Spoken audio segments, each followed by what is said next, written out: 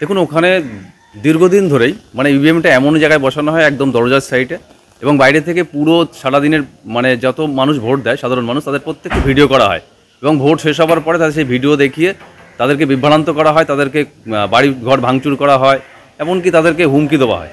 এটাই তার জন্য প্রতিবাদ করাতে ওরা ওই ইভিএম ওখান থেকে ঘোরাবে না, কোনো রকমের হালকা সামান্য একটু ঘোরানো হয়েছে। আমি সিআরপিএফ আছে বাইরে বলে এসেছি যেন ভোটটা ঠিকঠাক হয়, ওই ইভিএমের পেছনে যেন কেউ না যায়, এটা আমি বলে এসেছি। আশা করব শান্তিপূর্ণ ভোট হবে।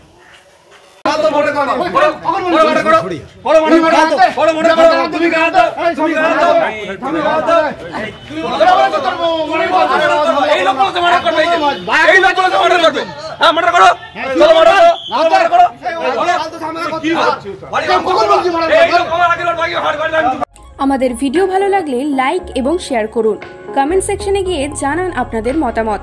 আরও ভিডিও পেতে আমাদের চ্যানেল সাবস্ক্রাইব করুন এবং প্রতি মুহূর্তে খবরের আপডেট পেতে প্রেস করুন বেল আইকন।